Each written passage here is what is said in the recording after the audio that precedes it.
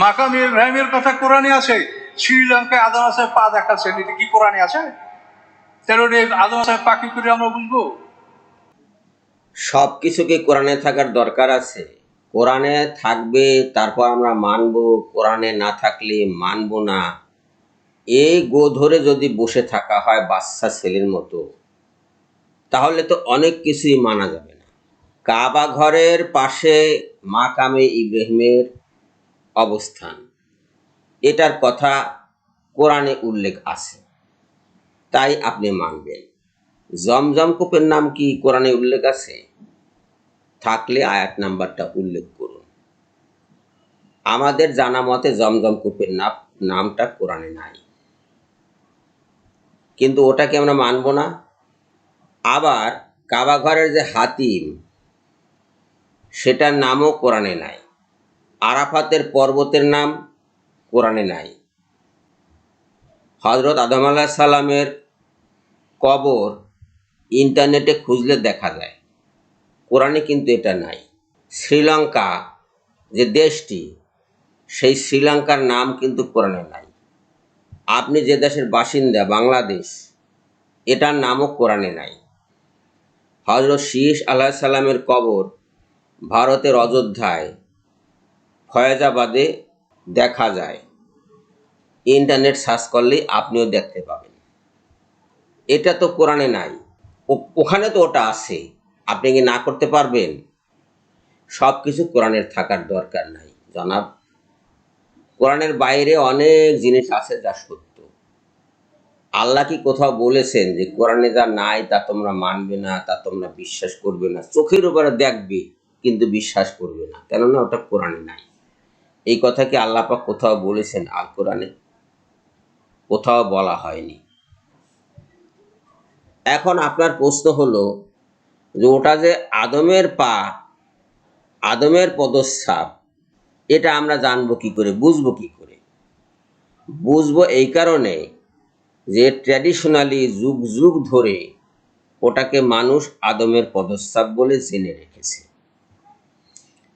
এবং এই নব্য আবিষ্কারের দল আপনারা বেরোনোর আগে এটাতে কেউ বাধা দেয়নি।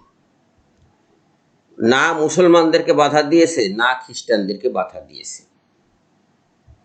এই দুই দলই বলছে যে ওটি আদম আলাইহিস সালামের পায়ের ছাপ। শ্রীলঙ্কা এবং ভারতের মাঝখানে যে একটি সরু রাস্তা আছে সমুদ্রের ভিতর দিয়ে,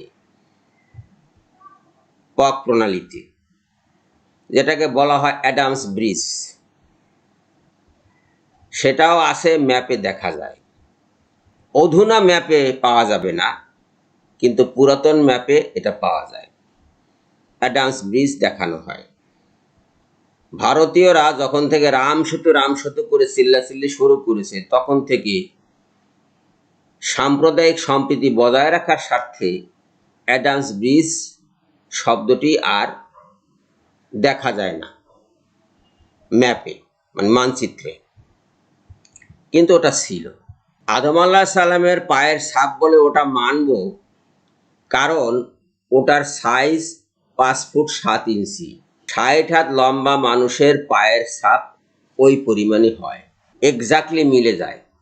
60 হাত লম্বা অর্থাৎ 90 ফুট লম্বা মানুষের পায়ের ছাপ 5 ফুট 7 ইঞ্চি হবে, পরিমাপে এটা মেলে। যাদের এই রেশিওটা জানা নেই তারা জেনে নিন। কোরআনে আদম আলাইহিস সালামের পায়ের ছাপের কথা নাই, এ কথা সম্পূর্ণরূপে ঠিক না।